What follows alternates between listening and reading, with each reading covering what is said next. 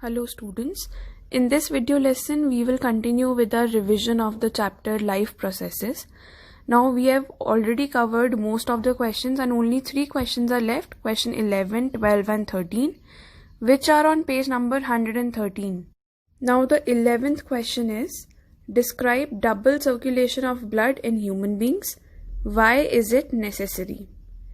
See, double circulation means in a single cycle, blood goes twice in the heart.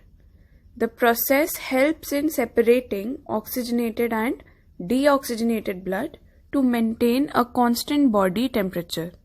The double circulatory system includes 2 components.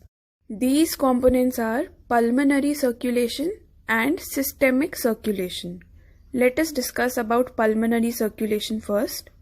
The right ventricle pumps deoxygenated blood into the lungs where it is oxygenated through the pulmonary artery.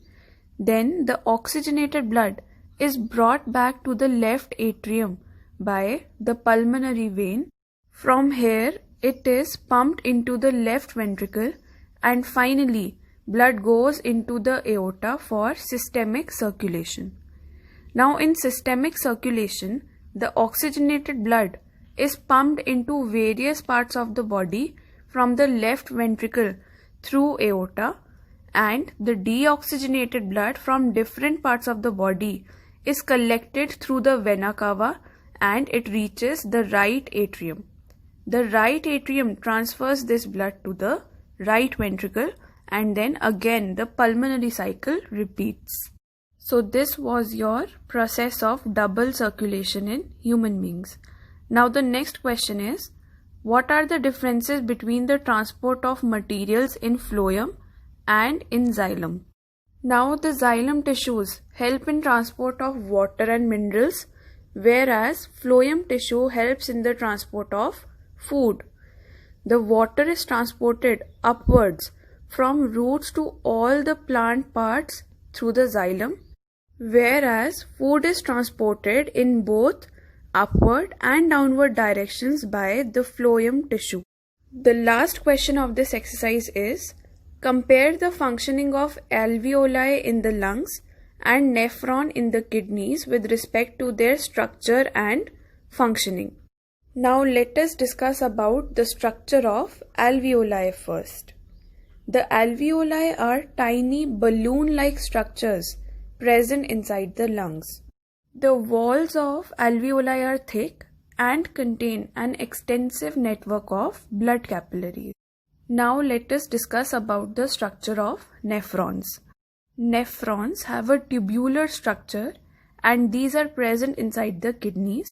They are made up of glomerulus, Bowman's capsule, proximal convoluted tubule, loop of Henle, distal convoluted tubule, and a collecting duct which is connected to the ureters directly. Now let us discuss about the functioning of the alveoli first. The exchange of oxygen and carbon dioxide takes place between the blood of the capillaries that surround the alveoli and the gases present in the alveoli. So basically we can say that alveoli are the site of gaseous exchange in our body. Lastly, let us now discuss about the function of nephron. The blood enters kidney through the renal artery. This impure blood is then transferred to the nephrons present in the kidneys, and then these nephrons separate the nitrogenous waste in the form of urine, which is collected by the collecting duct. This urine is then transferred to the ureters. So we can say that nephrons are the basic filtration unit of the kidneys. So we have now completed the in-text questions also and the exercise questions also one by one. I hope it will be useful for you and you have to learn these question answers as they are very important and many of the questions come directly from here in your board exams.